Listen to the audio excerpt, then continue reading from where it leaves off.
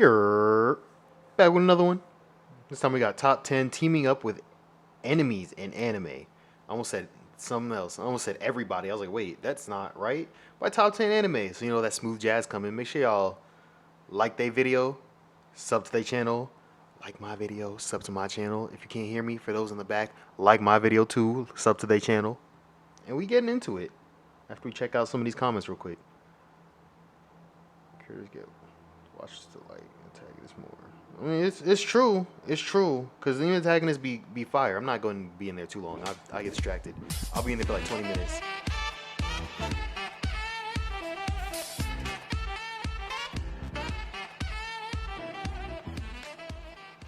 A team up of two powerful characters to take down a powerful enemy is always an epic moment.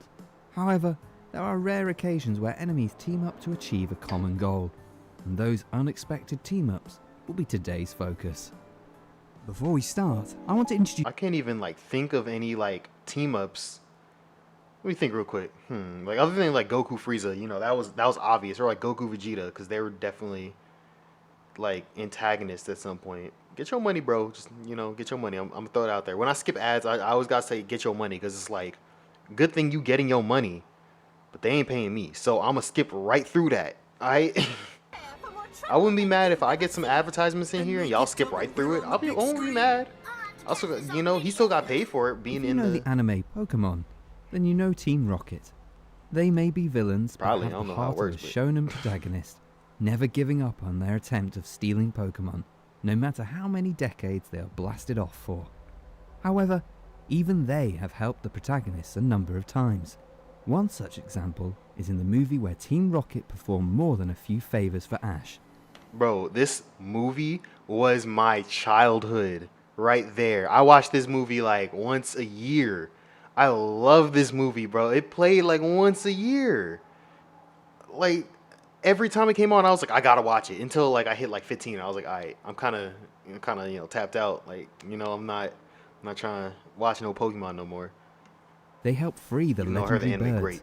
and give Ash a ride on their speedboat to help attain the final orb. Moments they are probably not proud of. I know we did the right thing, Jesse. And it feels great. Well, this is it then. Let's not say goodbye. Let's just say... We're gonna die.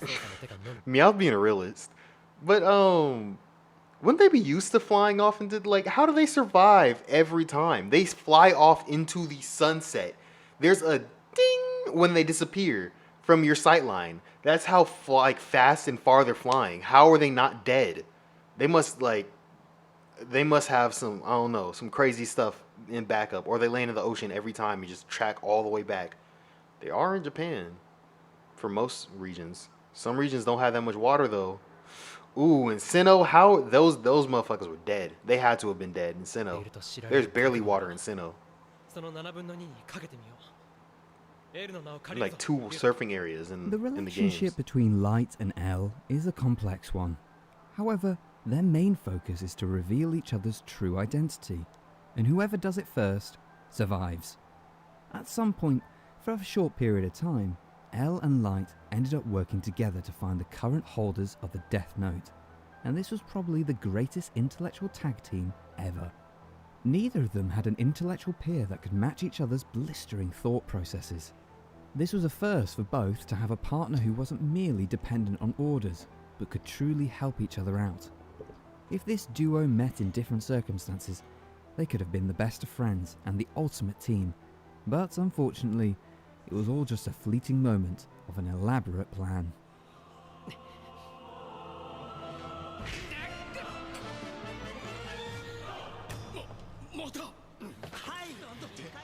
Alright, I got a story to tell because I was thinking about it while during the entry. I put on one of my friends, Josh. He's been in a video before. If you go back look at one of the old ones with Josh, he has his own channel, Nick and Josh. Go ahead and look at that. Go ahead and sub to their channel. They react too. They're funny as hell too. I put him on to Death Note, and like to this day, this is his favorite anime of all time. And like every time I see him say something about Death Note, I always give him that little smile of like, who put you onto that, right? It's bad because like that's he's going to get like a tattoo of like a Death Note tattoo. And every time I see it, I'm gonna have that slick smile on the back of my face. I'm gonna try to hide that thing. I'm like, try to hide that thing. He gonna know though. He gonna know who put him on. He gonna remember. 何千万という人々の命が消えてしまう。だからお願い。 Gundam? I This was literally a never beautiful like been episode interested in a showing that Gundam. regardless of what side you belong to, when the lives of millions of people are at risk, then even the worst of enemies can work together. People definitely mess with All Gundam. though. 5 sides, Celestial Being, Catharon, the Coup d'etat forces, the regular Earth Federation military, and A-Laws, all temporarily dispose of their hatreds in a moment of awesomeness.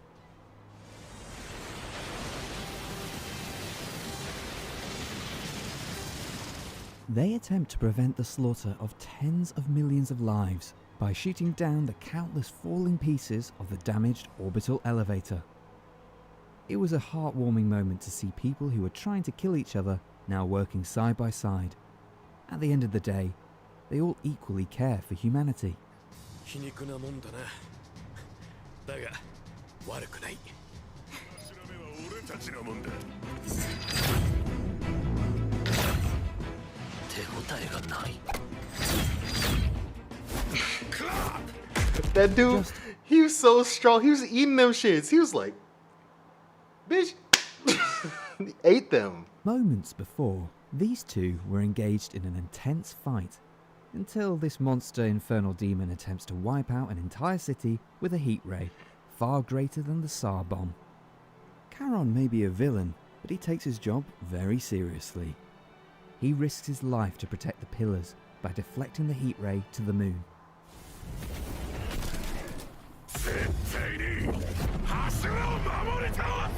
That's a real one right there. Flashing That's a real memories may one. be a death flag to some, but not him.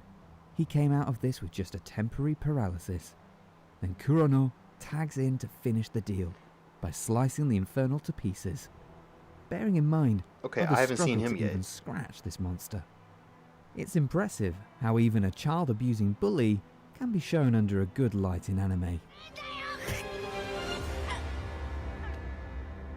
待てクロノ。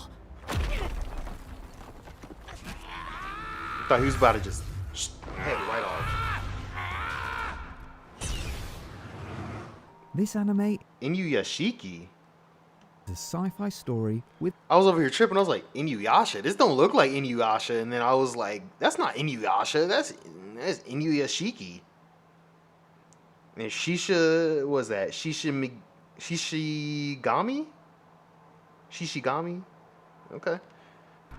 I'm also improving on my This anime Japanese is a sci-fi names. story with a twist of uncomfortable realism. This anime has 2 key characters that were lucky to be reborn with alien technology. old ass man. One uses it for good, while the other is a teen that uses it in a more sinister way for entertainment.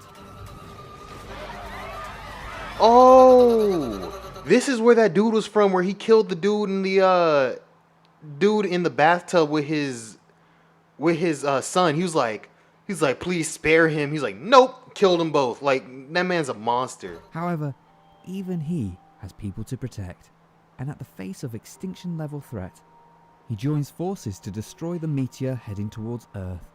This is a crucial moment that makes the audience question whether a good or evil character can be categorized in a black and white manner. Hey man, nah, fuck him. After what he did to that little boy, nah, I don't give a damn. Good, he gone. Maybe I'll change once I actually see the anime, but like, until then, nah, bro.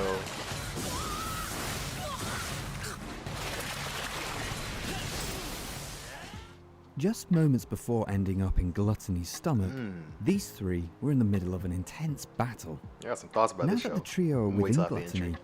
working together is the ideal solution. But the revelation of Envy's role in the previous war only enraged Ed further, causing another brawl. At one point, Envy swallowed Ed alive in an attempt to kill him, until Ed finally came up with a plan to escape Gluttony's stomach. ここから出られるかもしれねえ。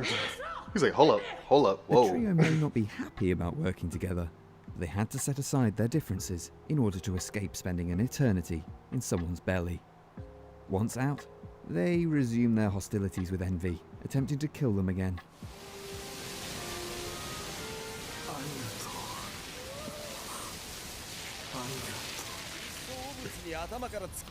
Alright, bro. Gilgamesh.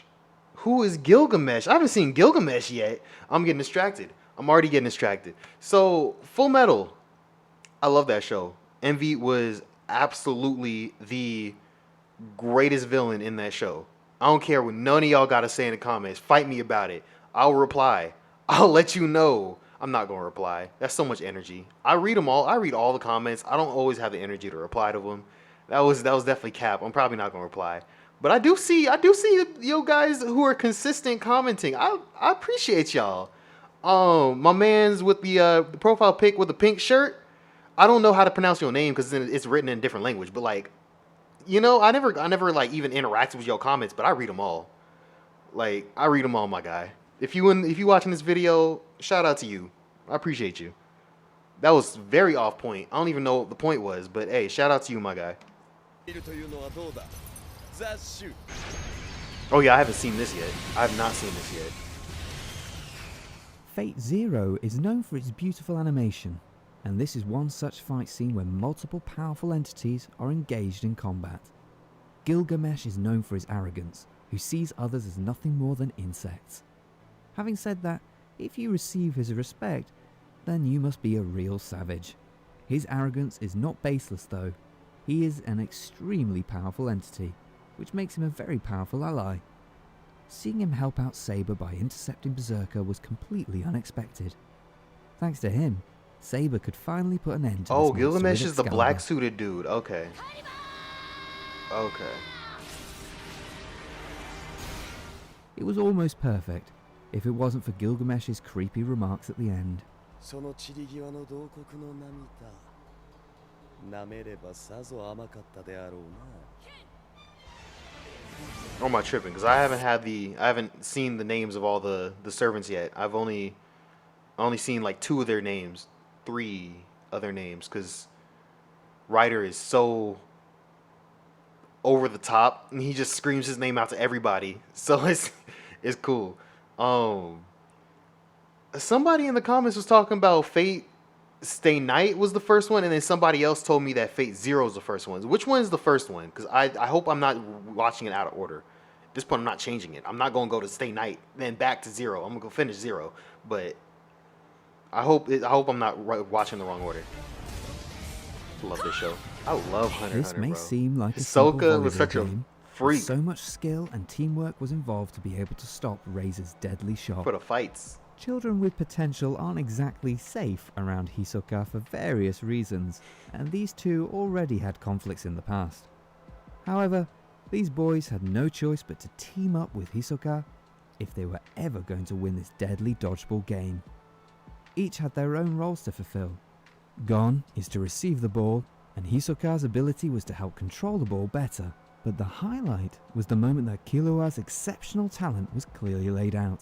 His ability was fundamental in this team play, and his talent is astonishing to the point that it can compensate for years' worth of experience. I was like, what did Killua do? Killua was just chilling, but yeah, that's actually true. He was a very vital part of that, now that I remember. Okay, One Piece, you could put Buggy on here. You could you could put Kid on here. You could put any other pirate off of the Straw Hats, because technically they're enemies, but like Law, I don't count him as an enemy because he's pretty much an ally at this point. Kid is a frenemy. Like, he never fought with Luffy, but like, Kid is still Kid, you know. Kid is still jerk. He's still gonna take whatever he wants, One do Piece whatever he has wants. many villains, but the first to deliver an utter defeat to the main character was Crocodile, a former warlord. Crocodile's atrocities were countless. He made Hey, this guy right here, Doflamingo, tell me he's not the Frieza of the One Piece world. That's all I'm gonna say about it. I'm not gonna say why, but I'm gonna say he's the Frieza. Actually, no, I'm gonna say why. I'm gonna say why. He's the Frieza of the One Piece world. This man got slaves. He got power. He got money. He got women. He's diabolical. He's evil to the core. and I love every second of him. He is the Frieza. He's just like Frieza. Everybody fucks with Frieza because he's all that. He don't got slaves, but I mean, like he's powerful. He's conniving. He's evil, and like he talks so much shit. Like it's just like Doflamingo, bro. Like they made a successful version of Frieza in the One Piece world. Entire country suffer. He fought the MC multiple times, once even tried to bury him alive in sand. Even in their final bout, when he finally loses, he made sure to poison the MC, who would be dead if it weren't for Robin. It was completely unexpected for people with such history to end up working together. Crocodile even saved Luffy's life twice and fought against some powerful foes at Marineford. He goes a step further to even saving Ace, a member of his most hated pirates, the Whitebeard Pirates.